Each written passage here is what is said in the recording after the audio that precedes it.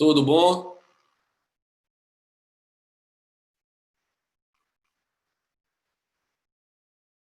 Eu não tô ouvindo seu microfone. Seu microfone está desligado. Ó, a Luísa aí também. Delma, Terezinha. Oi, você tá com frio aí? Tá muito frio, Lara, aqui. Tá muito Tá um frio. calorão aqui que você não tem noção. Nossa, tá É mesmo? difícil. Nossa, aqui tá muito frio. E quem que falou agora comigo aqui foi o André Oriovaldo, que é um professor de hipnose também. Ele tá em São Paulo. Ele fala, pai, vamos trocar que aqui em São Paulo tá maior calor. O pessoal não acredita que aqui na Bahia faz tanto frio, né? Depende do Verdade. lugar. Faz muito frio dependendo do lugar. E aqui no sul de Minas é um lugar bem frio também. Semana retrasada tava um frio horroroso. Eu tava dormindo de dois cobertores de novo. Mas Nossa. agora tá calorão. E você, como é que tá, Lara? Eu tô bem, Me fala uma tô coisa, bem, me tentando fala uma coisa, melhorar. como é que você tá nos processos hipnóticos aí de auto-hipnose? Fala um pouquinho pra gente aí. Ah, eu tenho certeza que me ajuda bastante. Até minha fisioterapeuta falou, entendeu? Que tem me ajudado bastante, sim, porque eu não consigo explicar. Porque, assim, é uma coisa da mente que eu fico fazendo também, né? Então ajuda bastante, com certeza. Tenho É, é, certeza disso, está sendo ótimo para mim. Para falar a verdade, eu até consigo já ajudar as pessoas, mas eu não faço muito porque não quero trabalhar ainda e não faço muita coisa, porque eu sei que eu ainda preciso me curar, entendeu? Melhorar bastante para isso.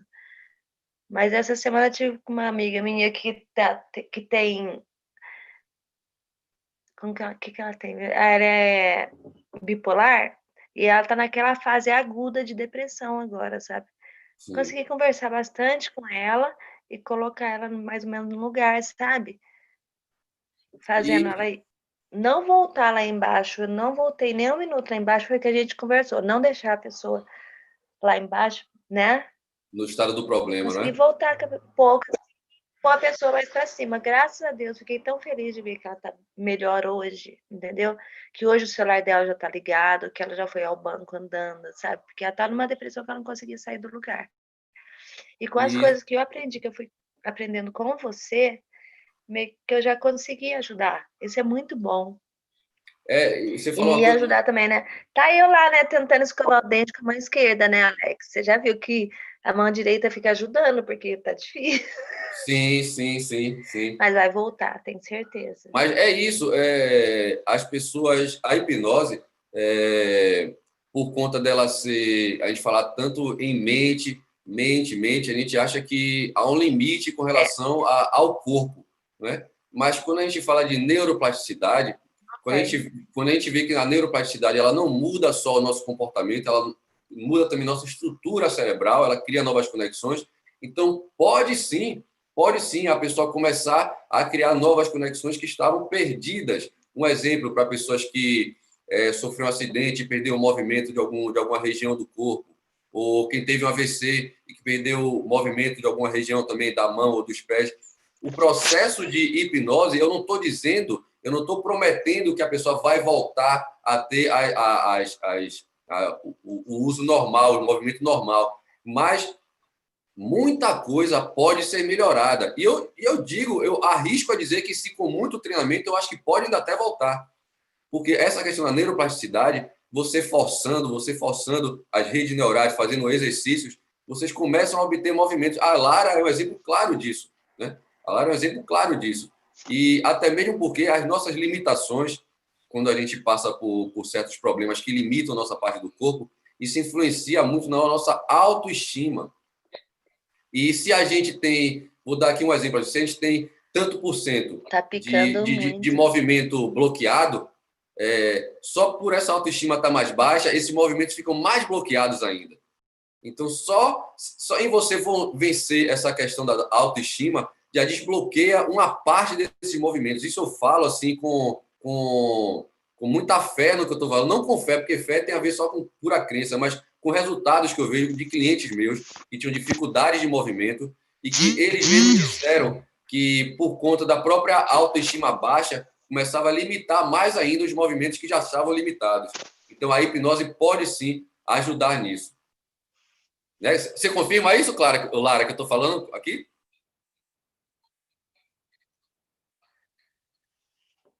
Eu já até troquei de internet aqui, porque tá picando muito. Eu já perdi a metade do que você falou. Mas agora está ouvindo melhor? Ela está com Olha aqui. dificuldade. A melhor prova que eu tenho de tudo isso que vai ajudando, que vai funcionando assim, é minha fisioterapeuta falar que isso está me ajudando, entendeu?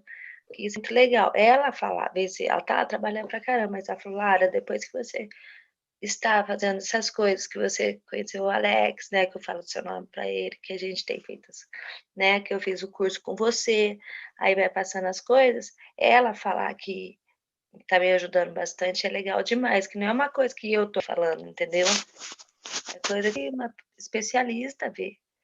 Então isso é muito bom. Isso.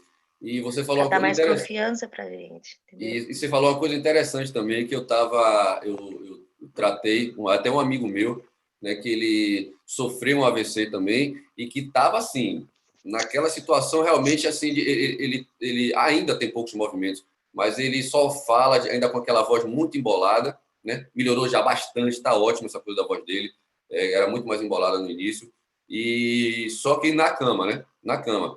E alguns exercícios que ele fazia com a fisioterapeuta era simplesmente o fato dele estar deitado, ele esticar e tocar o joelho dele. Ele não conseguia fazer isso.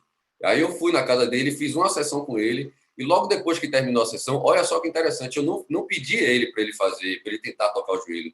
Quando terminou a sessão, ele sozinho, ele foi lá e tocou o joelho, engraçado, e tem filmado, engraçado ele falando com uma vozinha assim, ele fez, rapaz, minha fisioterapeuta vai ver quando ela chegar. Ela vai ver quando ela chegar. Ele ficou muito empolgado, né? Então foi uma sessão que eu fiz com ele, e foi uma sessão envolvendo tanto a hipnose tradicional que todos conhecem, como a hipnose que se chama a hipnose do Antigo Egito, né? O mesmerismo e a fascinação. Misturei as duas técnicas e na hora, assim, movimento que ele não tinha, ele conseguiu na hora buscar por conta de você trabalhar essas questões. Primeiro, o mesmerismo, que trabalha muito essa questão de passes magnéticos, o corpo começa a reagir, né? Porque você está passando a mão pelo corpo da pessoa. Além disso, você dá sugestões verbais para a pessoa, então você une e o resultado é muito potencializado, muito potencializado. Beleza? Então, vamos começar aqui, agora que eu já falei de mim, já falei de que esse troço dá certo, vamos falar um pouquinho sobre esse contexto da hipnose, né, de como ela começou. E quando eu comecei falando aqui, conversando com a Lara, falando dos passos magnéticos, é exatamente onde tudo começou, os primeiros indícios dessa coisa da sugestão do homem, né, com o outro homem, começar a ter efeitos hipnóticos, digamos assim. Mas se a gente voltar mais ainda, para começar a contextualizar o que seria a hipnose, desde que o ser humano começou a se comunicar com o outro, e o outro começou a entender o que ele estava querendo e começou a responder a essa comunicação, isso já a gente pode considerar como um princípio da hipnose, né? Porque a hipnose, antes de mais nada, ela depende de permissividade. Então, todo o processo de permissividade já começa a entrar meio que no contexto hipnótico, né? Se eu te pedir uma coisa e você me der sem questionar, já é um princípio do contexto hipnótico. Você não se questiona, você faz as coisas sem se questionar. Isso tem muito a ver com a hipnose. Poucas pessoas conseguem perceber essa relação. Então, lá no início, na pré-história, antes do homem começar a falar, porque tudo isso é não verbal. Inclusive, começaram a haver rituais nessa época. E esses rituais, o que botava as pessoas em transe, não era a pessoa falar para outra, mesmo porque não tinha ainda isso, né? Relaxe, feche os olhos. Não, o que botava as pessoas em transe não era relaxamento. O que botava as pessoas em transe era o estresse, os rituais que começavam a ter batuques, tinham sons, música, tudo envolvido, e aquilo que levava as pessoas a estado de transe. Então, a hipnose, ela começou de forma não verbal. Experimentar esses fenômenos hipnóticos, ela começou de forma não verbal, essas induções. A partir daí que as pessoas começaram a perceber que as pessoas entravam nesses estados diferentes, né, de comportamento, de como elas seriam, né? Só que aí começaram a levar para um contexto religioso, achando que era algo sobrenatural. Eu não sei até hoje se foi algum esperto que teve essa sacada ou se eles começaram a achar realmente que era algo sobrenatural. Então, tudo que hoje a gente vê como hipnose já teve um pensamento espiritualizado, um contexto sobrenatural, né? Só que com o avanço da ciência, com o entendimento, a gente começou a perceber que existe o transe. E dentro do transe, aí que a gente já pode dizer o seguinte: você usa o transe ou simplesmente para hipnose, ou você pode usar o transe para um contexto espiritualizado. Percebam, é por isso que eu digo, quando eu estou falando de transe, eu estou falando mais voltado para fenômenos hipnóticos. E quando a gente fala disso, para terapia, né, quando a gente vai fazer a terapia com o cliente na clínica, não precisa se preocupar com isso. Mas só para vocês entenderem essas contextualizações. A pessoa, estando no fenômeno hipnótico, no transe, ela pode ter o contexto meramente hipnótico ou o contexto meramente espiritualizado. Vejam que muitas vezes a pessoa, antes de entrar em hipnose, que começa a entrar naquele estado de transe, muitas vezes as reações sintomatológicas, às vezes o olho vira, ou então fica com o corpo tremendo um pouco, ou então veja que as pessoas que... Aí você vai para um terreiro de candomblé, ou então você vai para um centro espírita, veja que esses momentos de incorporação, sempre a sintomatologia é parecida, porque é sintomatologia de transe. Aí, voltando à ideia, as pessoas ficam presas a achar que isso exclusivamente é hipnose. Não é. Isso é um contexto de hipnose, de estados alterados de consciência, como se chama, de mudanças fisiológicas. Então, não é esse contexto de hipnose que vai fazer a diferença na clínica. Beleza? Ó, a Lara está falando aqui, né, sobre AVC, sobre sequelas, né? E que realmente o resultado é muito bom, é muito bom. As pessoas acham que a hipnose tá exclusivamente para fazer mudanças mentais, mas não, pessoal. Com a hipnose, com exercícios mentais, através de neuroplasticidade, você pode ter recuperações significativas de movimento. Beleza? Isso aí eu falo sem medo de falar, por conta de ver, de já ter tido experiência própria e de várias outras pessoas que trabalham também com isso. Beleza? Então, voltando aqui a essa história, essa pequena história da hipnose, que eu vou contar rapidinho também, para a gente não perder muito tempo. Então, a hipnose começou num contexto todo não verbal. Né? Começaram a perceber essa coisa de pessoas entrando em transe, e aí depois começou essa coisa das induções ao transe, mas tudo num contexto não verbal. E aí a gente vamos fazer dar um pulo rápido aqui também, e vamos já migrar para o Antigo Egito, né? Fazer umas viagens rápidas aqui, né? Fizemos a regressão, agora estamos fazendo a progressão. E aí, no Antigo Egito, era muito usado a hipnose, não falado hipnose, não existia o nome hipnose, mas o que a gente tem como hipnose hoje era muito usado no Egito, na Grécia, né? Tinha os templos dos sonhos e templos dos sonhos, onde as pessoas enfermas iam lá, não só enfermas, pessoas que estavam em busca de conselho, né? Pessoas que, enfim, pessoas que precisavam de acolhimento, né? Iam lá e os sacerdotes fazia imposição de mãos. Olha só, se vocês lembram de algo parecido, tipo o espiritismo, o jorei, várias vertentes aí que tem imposição de mão, faziam imposição de mãos. E olha que curioso, eles faziam imposição de mãos e não diziam que eles iriam prover a cura da pessoa ou a resolução do problema da pessoa, e sim aquilo ali ia fazer com que a pessoa buscasse as respostas, né? Então, veja que já colocava uma responsabilidade, não a responsabilidade, mas assim, a pessoa já começa a entender que não é simplesmente o sacerdote ia fazer a imposição de mãos e tudo ia acontecer com ela. O sacerdote ia fazer a imposição de mãos e ela ia buscar as respostas do problema dela. Claro, eles colocavam no contexto mais divino, né, que essa resposta vinha por conta de um Deus e tudo mais, mas não era o sacerdote. E veja que hoje, quando a gente trabalha com terapia, a gente tem muito a ideia de que a gente, porque estudou o assunto mente humana, né? Porque a gente estudou isso, é a gente que vai fazer a mudança na pessoa. E isso, para mim, está completamente errado. A gente tem que apenas ensinar o que aprendemos para a pessoa, para ela fazer a mudança. Isso daí já vai mandar muito ego por baixo aí de várias pessoas que se acham, né, que elas que fazem a mudança nas pessoas. E eu acho isso muito errado, porque, para mim, quando você consegue fazer com que a pessoa mude, é porque você conseguiu dar independência a ela, né? No momento que você está ensinando, você está sendo o guia dela, está mostrando para ela o caminho, e a partir daí ela vai trilhar o caminho dela. É por isso também que eu digo muito que o trabalho de hipnose é um trabalho em conjunto. É um trabalho em conjunto. É o hipnoterapeuta e o hipnotizado, e o cliente. É a pessoa que está passando pelo processo. Ele não ache que é igual nos palcos, que você vai fechar os olhos, eu vou fazer durma, e a partir de agora você vai abrir os olhos e vai estar completamente livre de sua depressão em 1, 2, 3, voltando. Não existe isso. Isso é lenda. Isso não vai acontecer.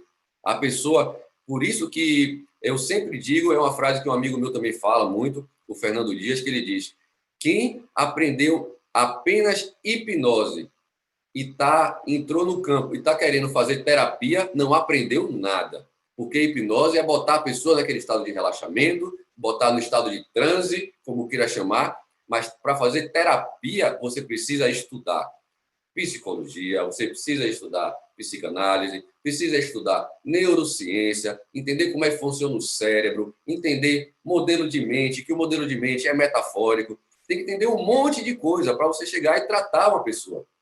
Não estou dizendo que todo hipnoterapeuta precisa, todo mundo que trabalha com hipnose precisa fazer curso de psicologia, faculdade de psicologia, precisa fazer curso de psicanálise.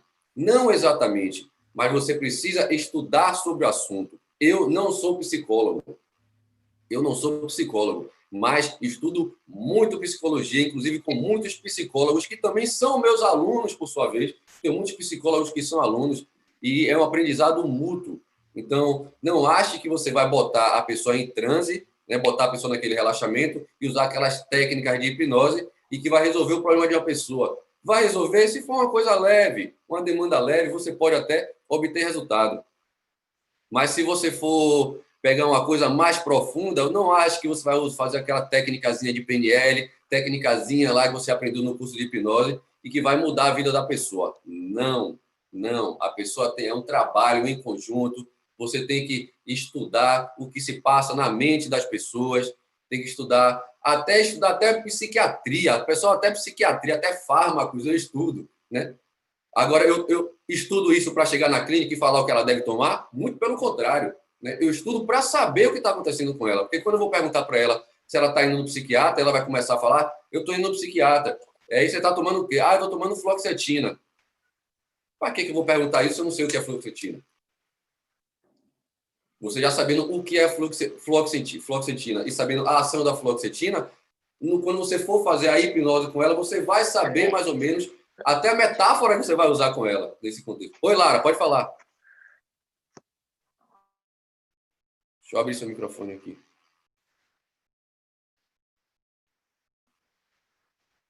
Seu microfone não está abrindo, Lara. O que será? Acho que está aberto agora. Agora. Igual assim, eu sei que esse que você abriu agora é para iniciar, só que é tão gostoso a gente estar aprendendo todo, porque assim, eu estudo mentes humanas o tempo todo, sabe?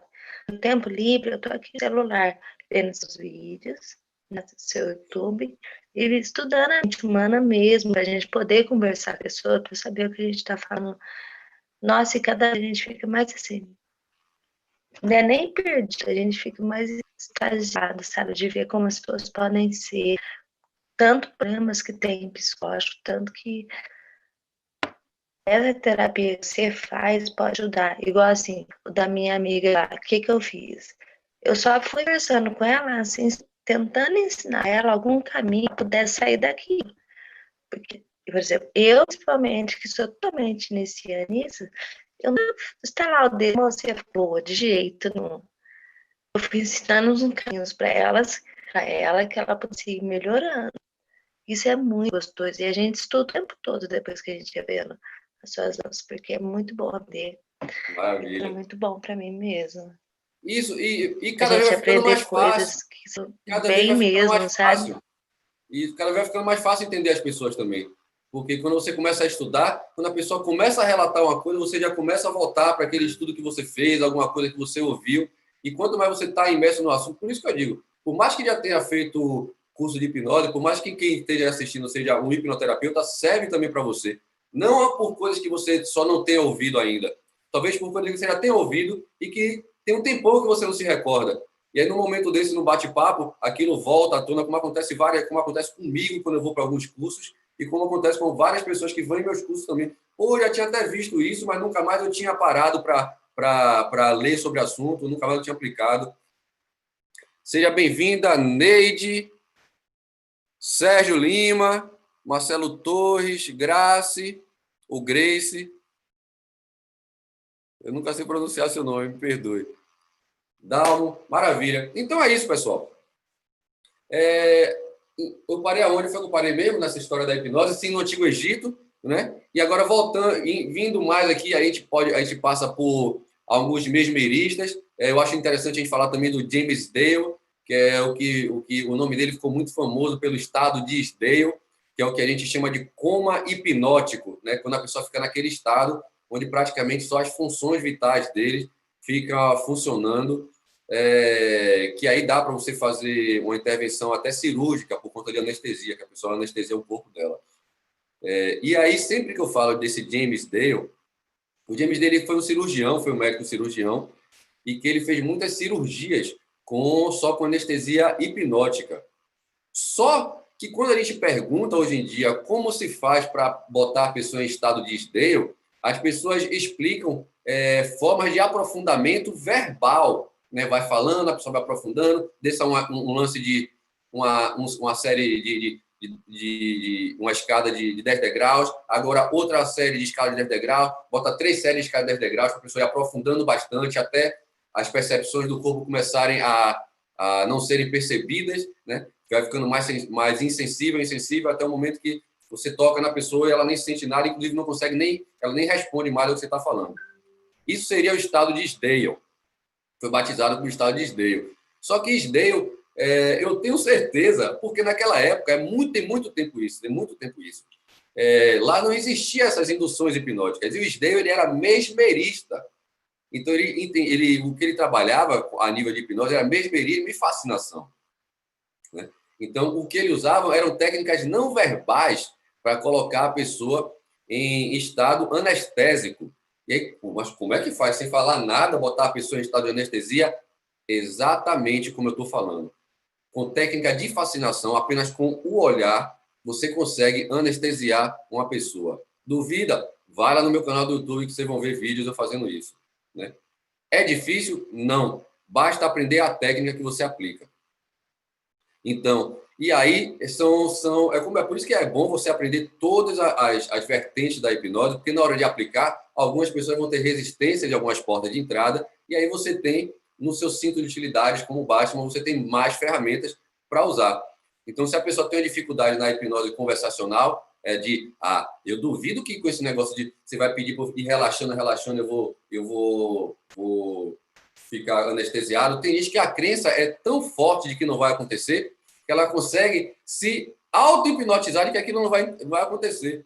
E por mais que você use técnicas de hipnose, não acontece mesmo.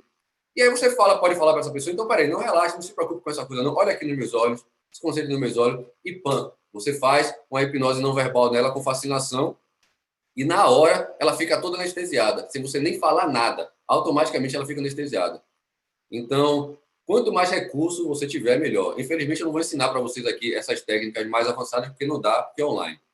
Mas eu vou ensinar para vocês técnicas de muita permissividade. Dá para aplicar a técnica a Carol está perguntando se dá para aplicar a técnica online. A técnica de fascinação dá para aplicar online também. Dá para aplicar. Dá. É complicado para ensinar. É complicado para ensinar. Mas dá sim. Tanto a hipnose através da fascinação, eu já consegui fascinar a pessoa por vídeo, e a hipnose tradicional que a gente conhece, né? Eu tenho muitos clientes que eu atendo com hipnose online. Tem vídeos até meio de algumas apresentações, vídeos que eu fiz, né, para mostrar que dá para hipnotizar a pessoa online. Uma cliente minha que que fiz a hipnose com ela. Agora eu não mostro todo, né? Todo o contexto, porque seria meio que antiético. Mas eu boto a imagem muda e vocês veem que eu estou falando e ela está ouvindo e daqui a pouco ela vai e entra no relaxamento.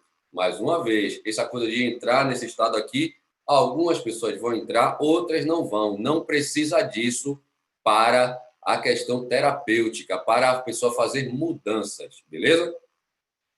Então, voltando mais aqui, a gente estava no James Dale, né? Fiz essa ressalva com relação ao James Dale. Aí, voltando aí, a gente tem duas figuras bem importantes, né? Eu estou indo bem rápido aqui, mas tem duas figuras bem importantes. Tem o Dave Elman e tem o Milton Erickson. E são praticamente da mesma época. A diferença é que o Milton Erickson, o Dave Elman, ele fazia o que chamamos de sugestão direta na hipnose. O que é que seria a sugestão direta? É essa coisa de... Agora, eu diria que seria uma hipnose mais autoritária. A palavra não é bem essa, não, mas digamos assim, porque é muito assim, sinta agora seus olhos grudados, sinta agora suas mãos coladas, perceba isso. Você está dando uma sugestão bem direta para a pessoa, né? E essa sugestão direta é muito legal. Grande Romero, seja bem-vindo, meu querido. E essa sugestão direta é legal quando a pessoa é mais permissiva no processo da hipnose. Mas tem pessoas que não são. Inclusive, pessoas que não gostam de serem abordadas de forma autoritária. Sinta isso agora em você, perceba isso em você. E nem todo mundo gosta disso. Nem todo mundo está nessa permissividade. Então, você tem que ter esse jogo de cintura nesse momento. Ah, pensei que era uma pergunta que alguém tinha feito. Então, quando você pega a pessoa para fazer esses processos de hipnose, você tem que entender mais ou menos como é que funciona também a pessoa, antes de você fazer a abordagem. Mas, digamos, vamos falar aqui, não vamos falar de um contexto clínico, não. Vamos falar de uma pessoa na rua, uma pessoa que você conhece na rua e que e você falou para ela que você sabe fazer hipnose, ela vai dizer, faça hipnose comigo, então. Né? Ah, eu tenho curiosidade que você faça hipnose. E aí, quais são as regrinhas que vai precisar para isso? Vou voltar aqui para... Por que eu estou falando isso? Para voltar para Dave Elman e Milton Erickson. Vocês vão entender. Voltando agora para o Dave Elman. Com essas sugestões diretas, é legal quando a pessoa é mais permissiva. Só que aí tinha um outro cabra chamado Milton Erickson, que é conhecido por sua hipnose conversacional. E ele considerava a hipnose como algo natural. E o Dave Elman, ele considerava a hipnose, se não tivesse fenômenos hipnóticos, ele não considerava hipnose. O Milton Erickson, ele dizia que a hipnose era algo natural, né? E ele colocava as pessoas no que ele chamava do transe naturalista. Na conversação, trazendo a emoção do momento, a pessoa acaba na permissividade, entrando no transe diferente do Milton Erickson, ou diferente do Dave Elman, que é aquela coisa mais impositiva. Até mesmo porque o Dave Elman, ele não era da área da saúde. O Milton Erickson era médico, era psiquiatra. E o Dave Elman, ele era radialista. Então, o contexto dele da hipnose era da hipnose de palco. Ele fazia muita hipnose de palco. Mas é muito legal você entender esses dois, porque você pode uni-los na clínica, né? E até na rua, se você quiser mostrar a hipnose para alguém. O Dave Elman, ele ficou famoso porque quando ele começou a fazer as apresentações, ele começou a mostrar as anestesias hipnóticas, os médicos, né, ficaram muito abismados com aquilo, por conta de, até na época, né, naquela época era muito difícil essa questão da anestesia. E então eles trouxeram o Dave Elman para ensinar para eles. Enfim, Dave Elman virou o professor de hipnose dos médicos. Professor de hipnose dos médicos. O Milton Erickson, por sua vez, ele ia mais nas questões de traumas, de fobias, tudo que a pessoa quisesse mudar de comportamento, de fazer mudança, né? E ele pegava as pessoas, né, nesse contexto só de relaxamento. Então, lembre de quando você era criança. Ele começa a trazer memórias suas e você começa a ficar mais permissivo. E por que eu acho interessante no Milton Erickson? Porque não depende de transe, depende da emoção eliciada. E isso vocês vão ver mais na frente, que a hipnose, o que mais precisa dentro de uma clínica e até na rua, para você conseguir fenômenos hipnóticos, é iniciar uma emoção, você trazer uma emoção no momento. Eu vou provar por que eu estou falando tudo isso, porque eu vou agora fazer uma rotina de hipnose com vocês, para vocês entenderem melhor tudo isso que eu estou falando.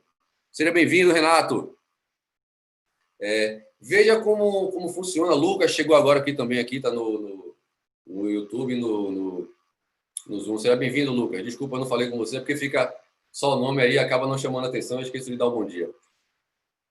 Mas vamos ver como é que funciona esse negócio na prática, que eu estou falando tanto aí dessa história da hipnose, contando a história da hipnose. Falei já do Dave Elman, do Milton Erickson.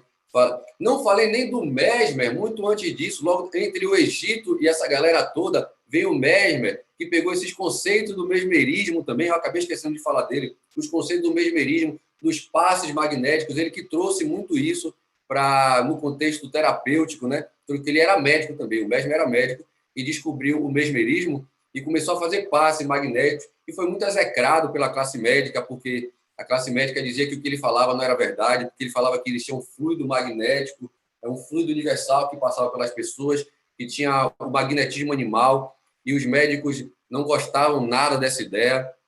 Primeiro, porque Mesmer estava roubando os clientes, estava tirando os clientes todos desses médicos, e segundo, que não tinha provas científicas, aquele papo de prova científica, né? Acabou botando o Mesmer por água abaixo, a hipnose ficou esquecida durante um bom tempo, né? E foi resgatada pelo Freud, que eu também não citei ele, né? Foi resgatada pelo Freud, e que depois o Freud também teve alguns probleminhas com relação à hipnose, que acredito eu tenha sido muito a ver com essa coisa de buscar fenomenologia quando está trabalhando com hipnose. E como o Freud era muito ligado a essa coisa de regressão, então, para se obter a regressão, tem essa coisa da fenomenologia do transe. Nem todo mundo conseguia chegar nesses estados. Talvez ele tivesse achado que a hipnose fosse falha por conta disso. Mas tem muitas outras alegações do porquê que o Freud desistiu da hipnose. E eu não quero entrar nesse papo aqui, não, porque a gente está em 2020, beleza? Doutor Jair, seja muito bem-vindo. Então, vamos lá para a prática, pessoal. Deixa eu ver se eu esqueci aqui dessa história de hipnose de falar de algumas pessoas. Deixei de falar de várias, mas é só para vocês pegarem o contexto da hipnose, entenderem a hipnose. Eu contei a história mais para vocês entenderem da hipnose do que saber dos caras da hipnose. Entendeu? Mais para vocês entenderem. O importante é essa coisa. O Dave Elman e o Milton Erickson são dois grandes divisores de água, porque você começa a entender a hipnose já sob dois aspectos. O aspecto de fenomenologia, de pensar mais em transe, e o aspecto mais naturalista, né? E o que é que eu digo muito, velho? Que tudo que é falado hoje em dia, que é voltado para a questão de terapia, de cunho mental, tudo foi extraído dessas ideias primárias. O pessoal fala muito que os conceitos de que os problemas, os traumas podem ter surgido por questões familiares na vida da pessoa, dão esse crédito muito a Freud, né? Falam muito de Freud, que percebeu isso. Mas se você estudar Mesmer, né? Lá em 1600 e pouco, o Mesmer, ele curou uma mulher de uma cegueira por trauma do pai que estuprava ela, e ela ficou cega por conta disso, né? A cegueira foi o resultado do trauma por conta do pai estuprar ela. Então, o Mesmer tinha descoberto isso. Então, há muito tempo atrás, já tinha essa relação do trauma com o contexto familiar, que a família também influencia no trauma da pessoa. Agora, vamos acelerar aqui a linha do tempo. Deixa eu ver se eu deixei de falar de algum aqui desses grandes nomes da hipnose. É claro que eu deixei de falar de alguns. Deixa eu ver se eu deixei de falar de alguns que talvez fossem importantes para citar aqui com relação ao entendimento da hipnose. Eu acho que não. Vamos, então, falar agora. Vamos fazer uma prática de hipnose aqui com todos vocês. Tiago, seja muito bem-vindo. Como a gente poderia fazer essa prática de hipnose? Aí a gente poderia juntar aquela coisa da hipnose de rua com a hipnose num contexto clínico. Na hipnose de rua, a gente simplesmente vai trabalhar, desculpa que meus óculos estão um pouco sujos, a gente vai trabalhar com a expectativa meramente da pessoa obter aquele fenômeno do transe, aquele fenômeno hipnótico. É para isso que a pessoa que está na rua, que está passando pela rua e que o cara faz a hipnose com vida, ela vem nessa expectativa, né? Eu vou ver se eu consigo esquecer meu nome, ver se eu consigo grudar o dedo, ver se eu consigo fazer alguma coisa desse tipo. Expectativa é muito importante no contexto hipnótico. É muito importante de verdade. Mas, além da expectativa, tem uma emoção muito grande ligada a isso. Você tem algo que lhe dê uma motivação. E a gente pode chamar disso de objetivo, digamos assim, né? Qual seria o objetivo de você? Porque se falar assim, o cara lhe chamou ali para fazer hipnose. Eu vou fazer hipnose com ele, eu quero ver se ele consegue, se eu consigo grudar o dedo. Então, olhe qual é o objetivo que a pessoa tem. Conseguir grudar o dedo. Então, o objetivo do hipnotista e do hipnotizado é fazer o fenômeno de dedos colados, ok? Que emoção tem nisso? Emoção nenhuma? Você não pode dizer que tem emoção nenhuma, não tem emoção nenhuma nisso, porque se a pessoa nunca teve a experiência de conseguir grudar os próprios dedos, tem uma emoção ali naquela história. A gente não pode negar nisso. Pô, tô vindo aqui colar meu dedo pela primeira vez, tem uma emoção. Tudo bem. Mas se fosse uma emoção mais forte, além de simplesmente colar dedinho, beleza? Então, a gente vai partir desse princípio e a gente vai fazer uma rotina de hipnose agora e vai fazer ela antes de vocês entenderem como vocês podem potencializar todos os efeitos da hipnose e depois vocês vão fazer depois de entenderem como vocês podem potencializar todos os efeitos da hipnose. Eu vou pedir para vocês agora que vocês coloquem as mãos nessa posição. Quem não tiver problema de dores nos ombros ou coisa parecida, pode ficar com as mãos completamente esticadas. Pode ficar com as mãos completamente esticadas.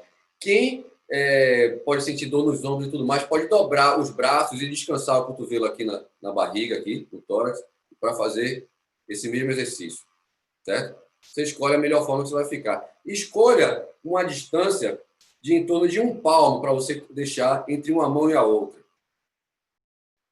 Só isso que vocês vão fazer agora. Deixar a mão assim. E aí, o que é que vocês vão fazer agora?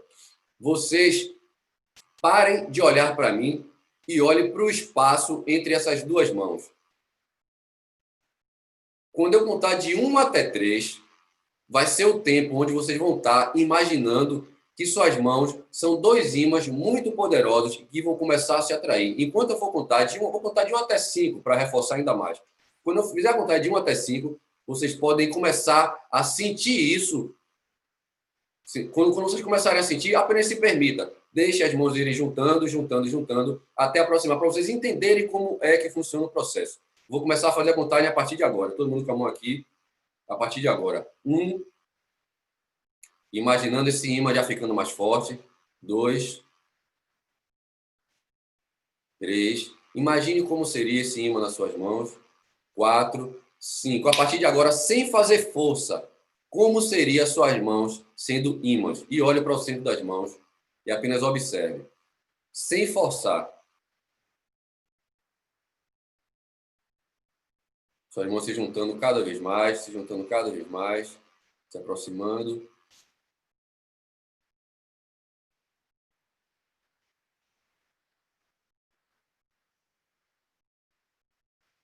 Isso. Agora, para quem já fez isso, pode soltar os braços, pode relaxar.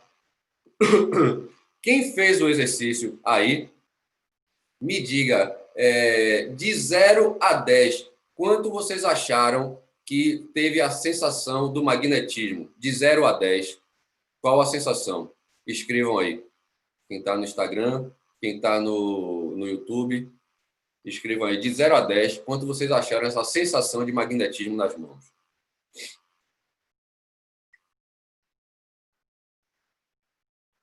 Enquanto vocês vão falando aí, eu vou começando já a explicar agora que a gente vai fazer novamente esse exercício, com a diferença. A gente vai entender como que funciona a hipnose no contexto de emoção mais elevada, quando você traz a emoção. Eu já vou dar até uma prova aqui a vocês. Quando vocês estão... pessoal, vai cair aqui o Instagram, mas eu vou voltar. Assim que cair, na mesma hora, eu vou voltar aqui com o Instagram. Já vou até encerrar, vou encerrar e voltar.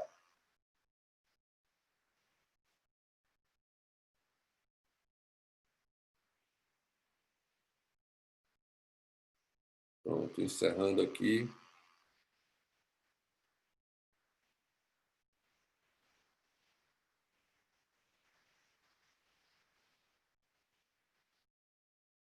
Pronto. E já vou Começando de novo.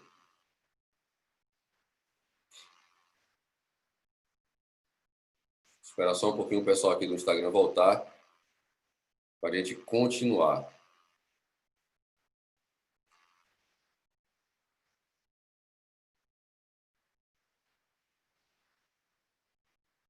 Maravilha, Ed.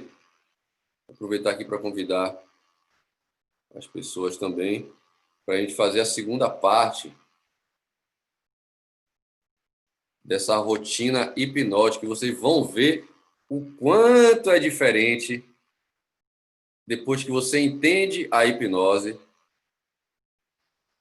do quanto é quando você ainda não sabe exatamente o que é hipnose. Simplesmente eu peço para você imaginar suas mãos se aproximando como se fossem dois ímãs. Agora eu vou ensinar de uma outra forma isso. Vocês vão perceber. Peraí só. Vou convidar aqui o pessoal.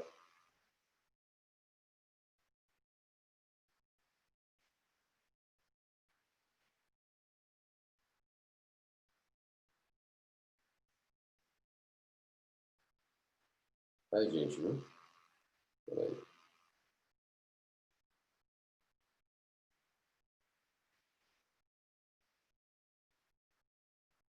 Pronto, estamos terminando. Então percebam que a gente começou fazendo, né, com as mãos, sem nenhuma... Simplesmente com o objetivo de juntar as mãos, né? Quem fez aí, quiser dizer como é que foi a experiência que acabou de fazer agora, enquanto eu já vou explicando. Tem uma outra forma de você fazer a hipnose e não simplesmente imaginar as mãos se aproximando. Você pode colocar um contexto emocional no processo. E aí eu vou pedir para vocês, mas dá só mais um tempinho para chegar mais gente aí, que eu vou fazer já de forma diferente. O que é que eu vou pedir para vocês? Imagine na sua mão direita como se ela representasse você. A sua mão direita representando você. Grande Mel, seja bem-vindo, meu querido. Beleza? A mão direita representando você. E a mão esquerda representando ou uma pessoa que você gosta muito, ou talvez um animalzinho, seu animalzinho de estimação, que você gosta muito de abraçar ele, ou um ente querido que você não vê há um bom tempo. E aqui, quando eu coloco isso, eu não quero trazer nada que traga tristeza, aquela coisa da saudade triste. Eu quero que traga emoção boa, né? Emoção boa. É um exemplo aqui. Eu estou dizendo para você imaginar uma pessoa, você vai e imagina um ente querido falecido, que você queria abraçar ele agora. Isso talvez não seja legal. Que aí você vai imaginar a situação abraçando, depois quando voltar, aí vai ficar sentindo mal, sentindo a saudade. Então eu quero que vocês imaginem uma pessoa que vocês gostam muito, um animalzinho de estimação que você gosta muito de agradar, e vocês vão fazer da seguinte forma: vou imaginar na sua mão direita você, e na sua mão esquerda você vai imaginar isso que você colocou como esse objeto de desejo, que seria esse ente querido, ou seu animalzinho de estimação. Você vai colocar, vai figurar ele na sua frente. Você pode até imaginar como holograma, né? Você aqui, você imaginando você surgindo aqui e o seu ente querido, o seu animalzinho de estimação surgindo aqui.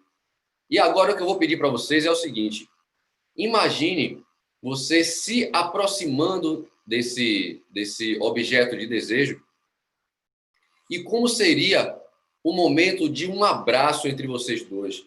Você relembrando do cheiro, você relembrando do olhar, você relembrando da textura, você relembrando da roupa, talvez de alguma roupa da pessoa, seja lá o que for. Na medida que eu pedir para vocês imaginarem suas mãos se aproximando, vocês vão se imaginar vocês se aproximando desse objeto de desejo, sendo a pessoa ou sendo só um animalzinho de estimação, seja lá o que for. Você se aproximando disso. E quanto mais você vai ver que você coloca a emoção dessa proximidade, o resultado vai ser mais forte. Então, todo mundo colocando a mão para frente a partir de agora. Imaginou você de um lado, imaginou outro objetivo de outro. Antes de mais nada, fechem os olhos, imagine isso. e depois abram os olhos. Eu vou contar de 1 até 3 e vocês vão olhar mais uma vez para o centro entre as duas mãos e vão ver o que vai acontecer.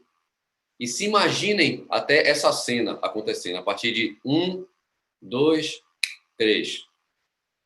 Sem forçar, só imaginando.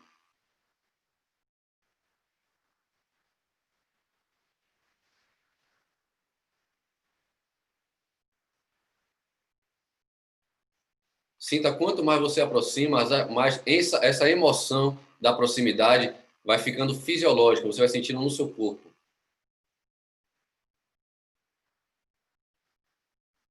Até o momento que se aproxima completamente, você pode imaginar dando esse abraço, sentindo o cheiro desse objeto de desejo, sentindo a textura.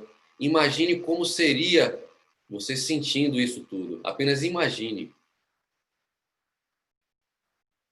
Você pode até imaginar, se suas mãos já juntaram, você pode até imaginar você abraçando essa pessoa e se abraçando e tendo essa sensação de abraço.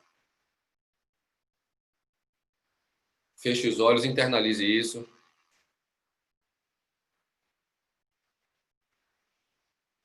Isso, agora respira profundamente, dá um sorriso largo pela experiência que você acabou de passar. Veja que eu fiz isso aqui no modo hard, no modo velocidade máxima. Não fiz relaxamento, não pedi para imaginar muita coisa, fiz coisa muito rápida, né? E vocês já podem ver a diferença da eficiência de simplesmente uma mão se aproximar da outra, para uma mão colocar uma representação e a outra mão a outra representação, o quanto potencializa o processo. Isso é a magia real da hipnose, é você trazer uma emoção e ela transformar essa emoção em algo fisiológico, trazer no seu corpo. A partir daí, o nome disso é mudança. Você está fazendo uma mudança a nível corporal, principalmente. Porque muitas vezes você não está nem pensando, quem sofre de ansiedade, não está nem pensando naquele evento que vai disparar a sensação do corpo. Ela nem está pensando aquilo, a sensação do corpo vem direto. Ela não precisa de estar pensando, muitas vezes vem direto no corpo. E você não tem como você combater isso com o pensamento, porque não está passando pelo pensamento. Você tem que ir também direto no corpo. E para isso, existem exercícios específicos de você ir direto no corpo, direto nas sensações corpóreas, né?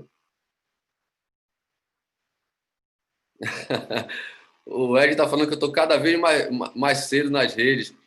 É porque esse aqui, como a gente vai iniciar o curso de hipnoterapia hoje começa o curso de hipnoterapia, então hoje, de manhã, eu quis dar essa pincelada para vocês entenderem, até para quem quiser participar do curso de hipnoterapia que vai começar à noite, tomar até a decisão para entender que é um curso de hipnoterapia diferente. Você não vai ficar nessa busca de ver se ele entrou em transe, se ele não entrou em transe, ver fenomenologia, não.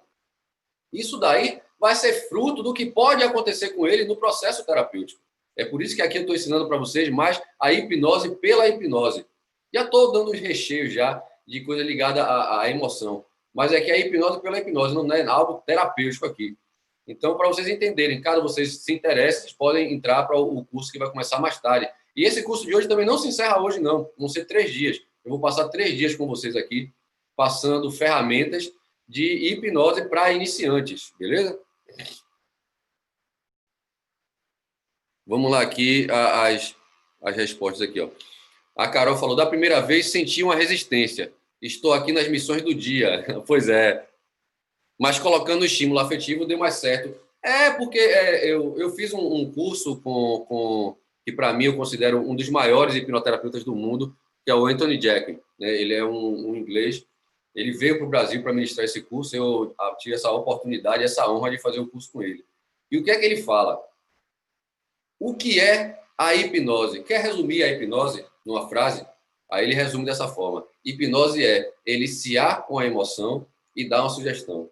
É você trazer a emoção e dar uma sugestão. Por quê? Isso é neuroplasticidade. Toda vez que você está com a emoção eliciada, a neuroplasticidade acontece muito mais. É como se você estivesse ativando o seu cérebro, preparando o seu cérebro. Você emocionou, seu cérebro fica aberto. Então, para você começar a dar sugestões, fica muito mais fácil. É por isso que o Anthony Jack ele fala, a hipnose nada mais é que eliciar uma emoção e dar uma sugestão. E isso, é engraçado que isso, eu não lembro se ele falou essa frase no curso, mas num vídeo dele que eu assisti, ele fala essa frase e aparece escrita. E essa frase imprimiu na minha mente de uma forma que eu não esqueço mais de jeito nenhum. E hipnose é nada mais que você eliciar uma emoção e dar uma sugestão. Principalmente num contexto terapêutico. É só isso que a gente precisa na hipnose. Em vez de ficar... perceba que seus olhos estão colados, seus dedos estão cada vez mais colados, essas coisas assim. Aí acaba não acontecendo, do dedo colar, da mão colar, e aí o resto acaba indo tudo por água abaixo. Pessoal, entenderam hoje esse início do curso de hipnose para iniciantes? Para vocês entenderem como vocês podem, na rua, né, chegar para uma pessoa que não acredita em hipnose, vocês dizem, não, eu aprendi que hipnose não é nada disso do que o pessoal fala. Quando você fala isso, a pessoa já fica mais permissiva. Né? Na próxima aula, eu vou ensinar para vocês o pré-talk, na verdade, como vocês devem falar com a pessoa antes de fazer qualquer processo hipnótico, para ela não ficar com resistências. Tem algumas coisas que você tem que falar para ela não criar resistências. Beleza? Vou aqui já dar um spoiler aqui do pré-talk. Uma das coisas que você tem que falar, eu vou falar uma só, uma das coisas que você tem que falar. Hipnose não é uma batalha de mentes. Isso eu até falei para vocês aqui, né? Que não é um trabalho só do hipnoterapeuta, é o hipnoterapeuta e a pessoa que está sendo hipnotizada. Uma outra coisa que eu falo muito, toda a hipnose é uma auto-hipnose. Não tem como eu estar passando sugestões para você e você não está querendo ouvir a minha sugestão e aquilo acontecer. A partir do momento que eu falo para você, feche os olhos, sinta, imagine seus ombros ficando cada vez mais relaxados, a primeira coisa que você vai fazer para acontecer é assim, agora eu vou imaginar meus ombros mais relaxados, o corpo ficando mais relaxado. Você tem que se sugestionar também para aquilo acontecer. Você tem que se permitir, ainda que você não faça esse diálogo interno, né? Mas você vai se permitir ao que o cara está falando. Então, toda a hipnose é uma auto-hipnose, né? Ninguém está ali hipnotizando. Você está permitindo a pessoa ali guiar no processo de hipnose. E isso já derruba muitos bloqueios com a pessoa de eu não quero fazer hipnose não, para você não entrar em minha mente. As pessoas entram muito nessa balela de que não entra em minha mente, mas elas não têm culpa. Não tem culpa. A culpa, se alguém tem culpa nisso aí, somos nós que trabalhamos com hipnose e que temos a obrigação de desconstruir todos esses mitos da hipnose. Então, se a pessoa falar, eu não quero fazer hipnose não, porque eu não quero ver você entrando em minha mente. Aí você, essa pessoa é idiota, não sabe nada de hipnose. Não. Foi assim que ela aprendeu o que é hipnose. Foi os nossos coleguinhas de trabalho, talvez, que fazendo algumas rotinas de hipnose de rua, fizeram que as pessoas acreditassem que hipnose é uma coisa, e hipnose não é uma coisa. Hipnose é uma infinidade de coisas. Para mim, a hipnose é, hoje, estilo de vida. Estilo de vida hipnose. Você está... Para mim, o que é você estar no estilo de vida hipnose?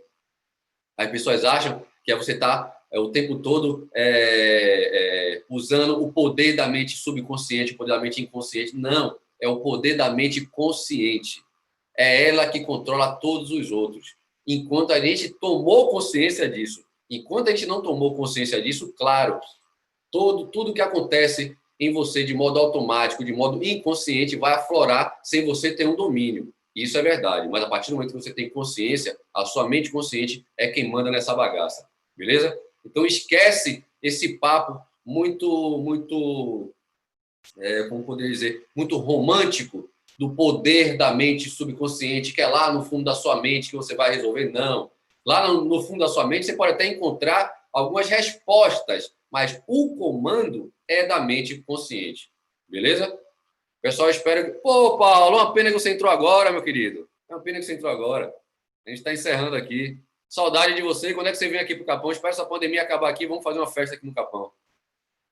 Ó, a Carol está falando aqui, corretíssimo. Maravilha, Carol. Ó, a Carol falou outra coisa aqui, ó. Não vou embora ainda, não. Iniciar com respiração consciente também facilita muito o processo, certo? Certo, certo, certo. Completamente. Respiração consciente, pessoal, respirar, só que para terminar aqui, né? Você falou isso aqui, Carol, eu não tenho como deixar de falar. Respirar, todo mundo faz, desde o dia que nasceu. Respirar é um processo inconsciente. A questão é o seguinte, Os momentos que a gente tem consciência da nossa respiração sempre é nos momentos que a gente está ou nervoso, ou estressado, não é? Ah, meu Deus, Senhor, até minha respiração como está, não estou nem aguentando. A gente só tem consciência da respiração nos momentos de estresse. Por que não tomar consciência da respiração no momento que a gente está calmo? Entender como a gente pode controlar isso. Entendeu? Então, a respiração é uma porta de entrada muito grande para processos mentais, para qualquer processo mental.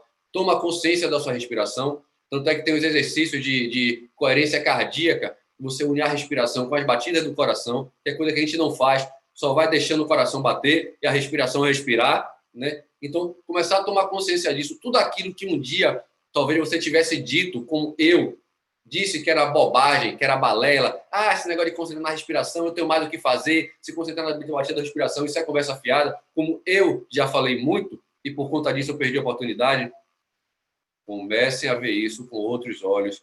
Experimente. Não ache que você vai experimentar hoje e que vai ter resultado hoje. Também não ache que isso não vai acontecer, porque pode acontecer no primeiro exercício de respiração você já sentir. Então, mas tudo é exercício. Beleza?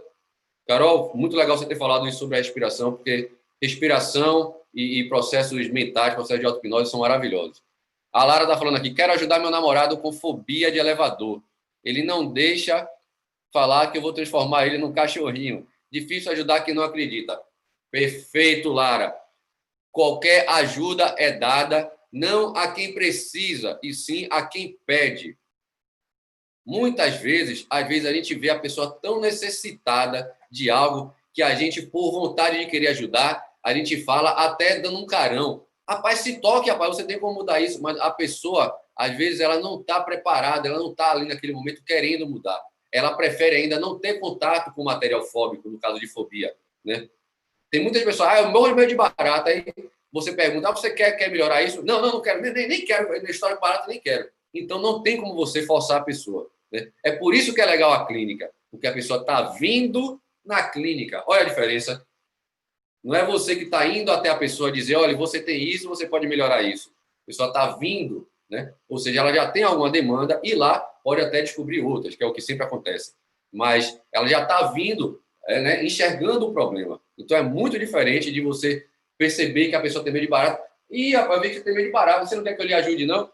A pessoa pode dizer sim ou não. Se a pessoa disser não, não insista. Ela não está no momento de mudança. Beleza? Pessoal, espero que vocês tenham gostado de hoje. Né? Já estamos quase 11 horas, começamos às 9h30. Quem está chegando agora, teremos a nossa próxima aula. Para partir para a próxima aula, pode entrar em contato comigo no próprio Instagram. Pode mandar uma mensagem para mim no direct, que eu coloco você no grupo dos cursos grátis. O nosso Instituto de Terapias Práticas tem muitos cursos grátis para vocês, né? O Lucas está perguntando se essa aula está no YouTube. A aula está passando também agora no YouTube, vai ficar gravada, mas só durante uma semana, beleza? E hoje à noite, às 7h, está começando o nosso curso de hipnoterapia. O Lucas está perguntando qual o link. Espera aí, Lucas. Só um minutinho aqui que eu passo o link. Enfim, Lucas, porque vai ficar um pouquinho complicado aqui para eu... Ah, não, aqui, consegui. Consegui. Vou colocar aqui para vocês. Mas, enfim, é no meu canal do YouTube, Alex Cobres Terapias Práticas.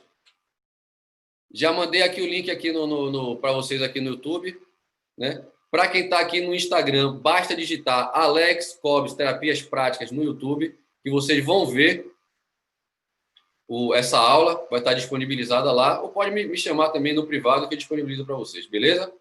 Bom dia a todos e aguardem o anúncio da próxima aula, beleza?